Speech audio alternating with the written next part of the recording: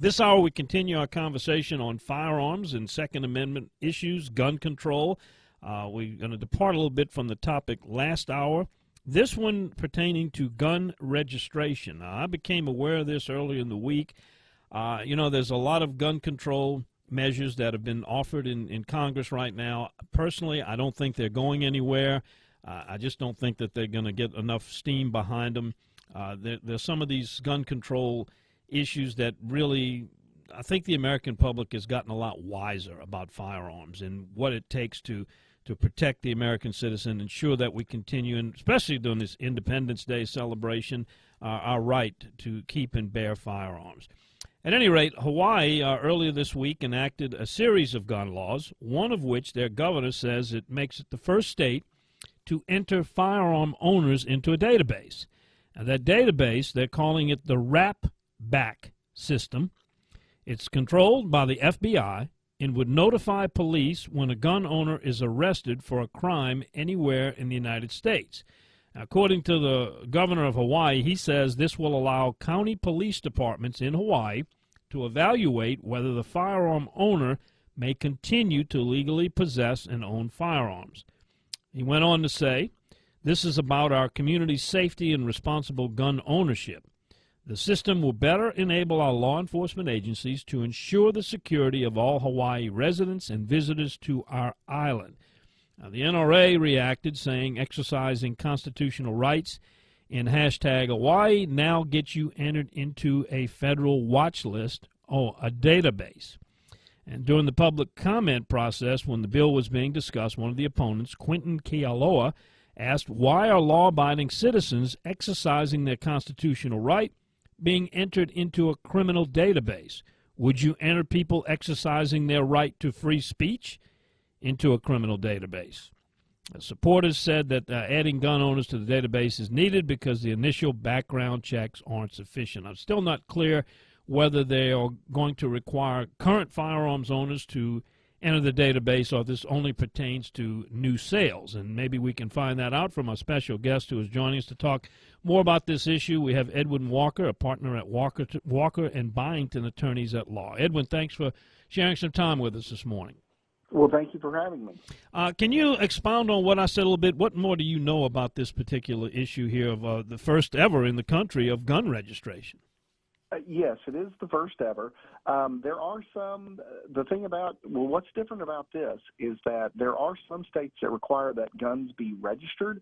This is important because it's not the registration of guns, it's the registration of human beings. So they're putting human beings into a registry so that they can keep track of them. And the comments from the people who were opposed to this legislation are absolutely true.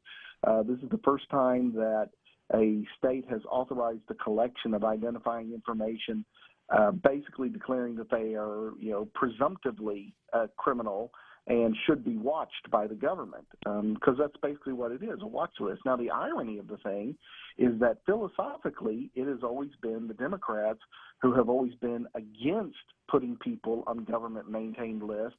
However, whenever it comes to firearms, they're always in favor of creating and putting people on government lists, and that is very disconcerting. So that's sort of the difference in this law and other laws out there, is that there are other laws that keep track of the actual, the instrument, the firearm. However, this time they are actually keeping track of the individual. Do you know how this actually works? I mean, are they requiring current firearms owners to come in and register the firearm and be entered into the database, or is this only for new sales as they develop? I believe it is for everyone. Now, keep in mind, Hawaii is distinctly different from other states in the Union. Hawaii has been able to control somewhat the firearms that actually come into their state, because obviously it is impossible to, bring a firearm by automobile into the state of Hawaii, at least until they finish with that Los Angeles to Honolulu toll bridge that they're working on.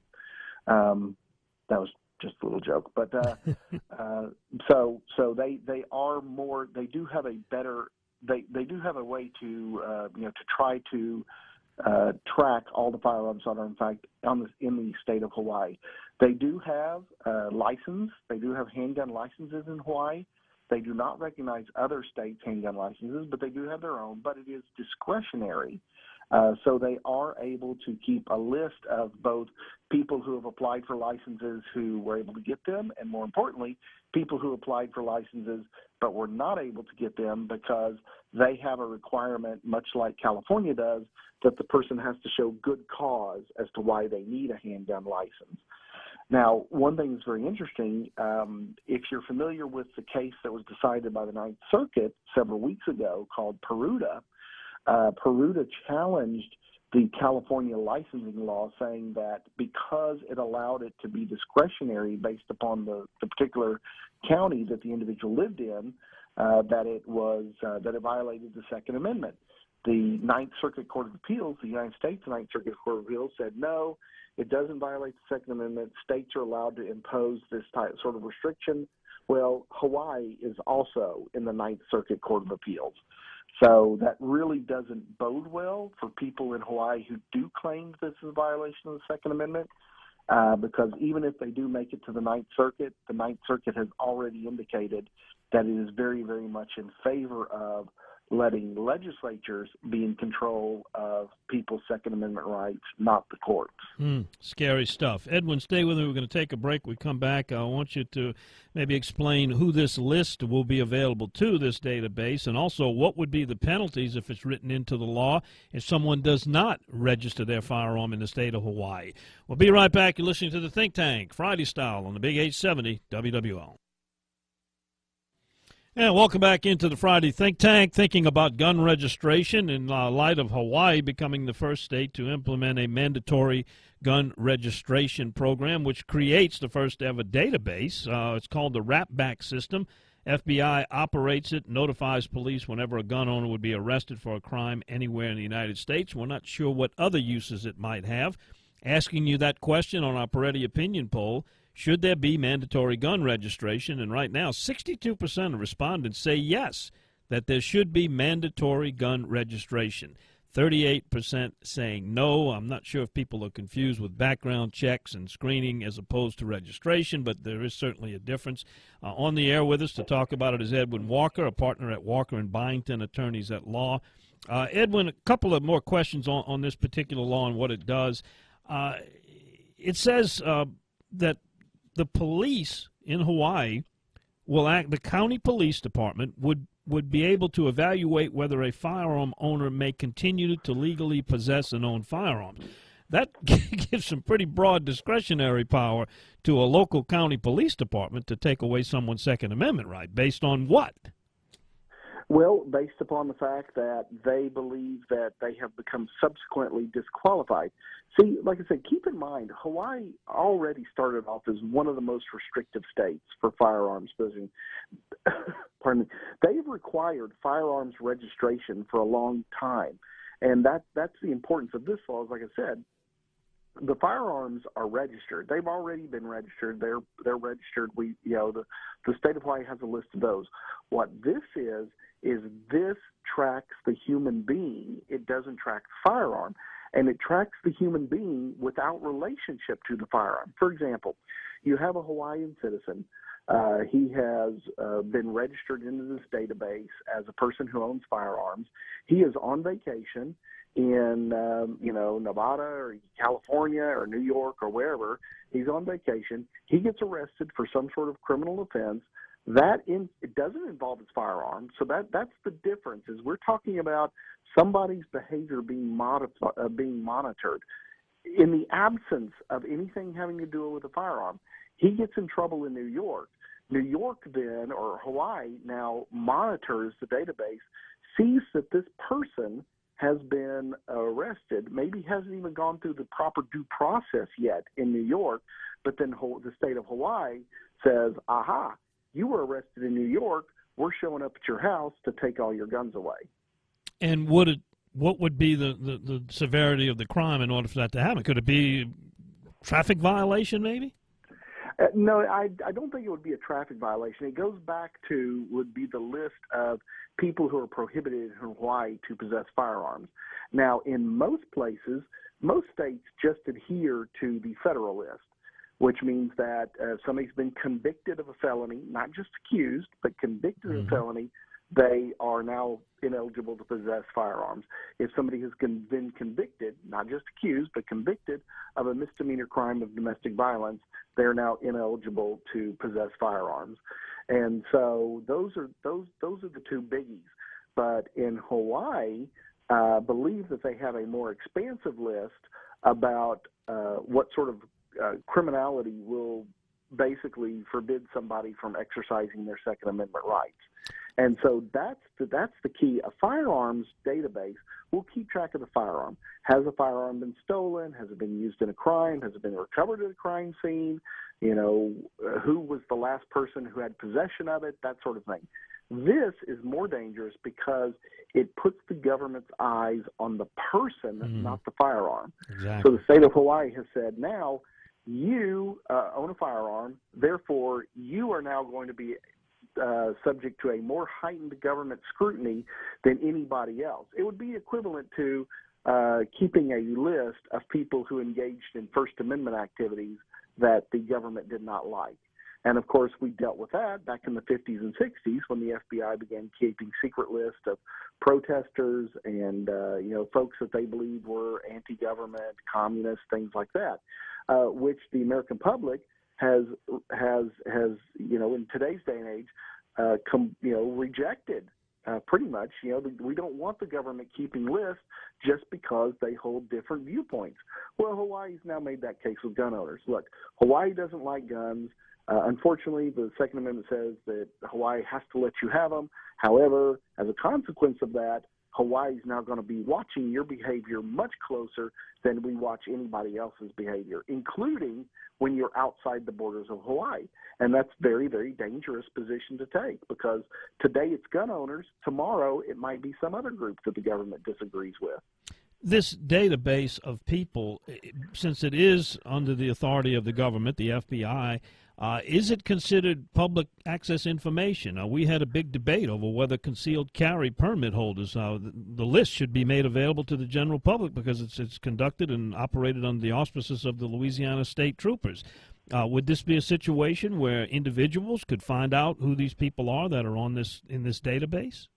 No, the list is maintained and is accessible by law enforcement only, but it's accessible by all branches of law enforcement. We live in a society that really is kind of dominated by law enforcement. There's so many branches from the police and prosecutors and, other government agencies that can have access to this information. It's not available to the general public, but it would be available to law enforcement. Now, with regard to disclosing the identification of handgun license holders, there are some states that actually do that. I believe New York and New Jersey both have all the data with regard to license holders available. There are other states, like my home state of Texas, who, by law, the DPS is absolutely strictly prohibited from disclosing any personal information to anybody other than law enforcement. Of course, law enforcement will know whether or not somebody's a handgun license holder, but the public is strictly forbidden from accessing that information, and it's a safety issue. I mean, who wants to tell the criminals which houses, have gun collections in them and which don't? And plus, it's also a matter of privacy. Sure. It's an invasion of privacy because one thing that happened in New York was that I believe it was the Daily News actually requested the information and then printed in their newspaper the name and address of all the New York handgun license holders. I mean, that really goes beyond the pale to invade the privacy of some sort of an individual like that, simply because they want to have the best tool available to enforce their God-given right of self-defense. Edwin, I got a lot of text messages that need addressing, and I got some callers online. Can you stay with us through the news? Yes, sir. All right, very good. Edwin Walker, a partner at Walker and Byington, attorneys at law, is with us. We're talking about Hawaii's new law creating a database of firearms owners through registration. Do you agree that there should be mandatory gun registration in this database? 60% saying yes, 40% say no. You can cast a vote at WWL.com. If you'd like to text us, it's 870-870. Please remember, text responsibly if you're going to be driving, and use a designated texter. And our phone line is open at 504-260-1870. We'll be back with it right after the news. And this morning we're thinking about Hawaii's new law, which is creating the Wrap-Back system. It's a database operated by the FBI. Will notify police if a gun owner is arrested for a crime anywhere in the United States. Basically creates a list, a kind of a watch list, without anyone having to commit a crime to be on it other than exercising their Second Amendment rights to own a firearm. With us to talk more about it is Edwin Walker, a partner at Walker and Byington, attorneys at law. And Edwin, I got a text in, and you're probably the perfect guy to explain this. It says, Don, help us out. How does Hawaii state law trump federal law? We see a lot of instances where municipalities and states can adopt more restrictive laws than the feds. Where does the line drawn between what is a federal Second Amendment violation and what's legally binding by a municipality or a state instituting a restrictive law? Well, that's actually a great question, because really the only restriction on state law is either their state constitution or the federal constitution. Now, if there were a federal statute that said that federal law will consume the entire field of firearms, firearms registration, possession, use, control, those sorts of things, then federal law would trump state law. However, there is no such federal law. And so basically the federal law said, look, states can regulate however they want. If there's a state regulation that goes too far, then it's the obligation of the person who feels like their Second Amendment right is violated to then pursue that challenge to that law through the courts. And unfortunately, after the Supreme Court decisions in Heller and McDonald, which basically finally acknowledged, after all these decades, finally acknowledged that there is an individual right to keep and bear arms under the Second Amendment, that's where the courts kind of stopped. Is they said, well, there is a right, and that right says that you're allowed to keep a handgun in your house for self-defense, but that's as far as it went. The way that most legislation happens is a state law says, all right, we're going to regulate whatever it may be, in this case firearms, we're going to regulate up to this point. And then it's incumbent upon the person who feels that that regulation goes too far to push back against it and say, you state, you can't go that far, that violates my rights, and then the courts will make that determination. However, it's very unfortunate that since Heller and since McDonald, the federal courts have seemed to be unwilling to recognize that the Second Amendment prohibits certain state laws, like the law that was upheld in the Peruta case, and I'm quite certain like this Hawaii law. In fact, last week, the U.S. Supreme Court had the opportunity to rule on a case basically scrutinizing the New York law and the Connecticut law that put prohibitions on semi-automatic rifles, and refused to do that, refused to review the Court of Appeals action in that. And so it's going to create this patchwork of what firearms laws across the United States, whereas most states, there are no restrictions on the size of magazines. There are some states that do. And so a magazine that is perfectly legal in Texas or Louisiana is somehow illegal in Maryland and California. And the courts seem content to allow that. And basically they're saying that's an issue of state legislators to address. If the people of California want to have 30-round magazines, then it's incumbent upon them to change the mind of their legislature, but the courts are not going to get involved. And that's unfortunately where we are as far as the state of Second Amendment jurisprudence in this country, is that the courts seem unwilling to rein in the legislatures on certain issues. The only definite right we have is we are allowed to keep handguns as long as you're not a felon. There are disqualifications, but by and large, a law-abiding citizen is allowed to keep a handgun in their house for self-defense, and that's as far as the federal courts have been willing to go for now, as saying that's acceptable across the board. Thank you for that very detailed explanation, which makes a lot of sense. Now, with that in mind, do you anticipate, because of the opposition to this law in Hawaii, that they will take this to the courts, and what do you anticipate will be the outcome? Well, I do anticipate that it will be taken to the courts because most laws that infringe on Second Amendment rights, and keep in mind, we can also draw an analogy on First Amendment rights because there's really no difference. If there's a law, if the legislature is going to pass a law abridging your First Amendment right, you have an obligation as a citizen to challenge that and take it to court and say, hey, courts, this law goes too far. It infringes my First Amendment right. Second Amendment's the same way. So I do think that there will be a constitutional challenge to this Hawaii law. I think that it is going to, I think it may actually have a little better chance because, like I said, this law doesn't really affect the firearm itself. This law affects an individual whose status just happens to be firearms owner. And so it does provide unequal treatment or discriminatory treatment in that manner. And I think that may be an avenue that it can be pursued. However, the downside is it is in the Ninth Circuit, which has already shown a propensity to want to uphold any state law that infringes on somebody's Second Amendment rights. Well, I guess your parallel of the First Amendment to the Second, I guess you could say a voice is a very dangerous thing in the hands of a wrong person, I guess, much like firearms. Well, it's a very old adage that the pen is mightier than the sword. Yes, it is. There was also a saying that I think it was one of the mafia dons said a man with a pen is more dangerous than 20 with machine guns. He can cause more havoc. Edwin, stay with me. We're going to come back. I got some callers been on hold for a while. We'll get the Blaze. We got Jeffrey. We got Terry. All want to talk about this issue. If you do, call us 504-260-1870 or text us at 870-870.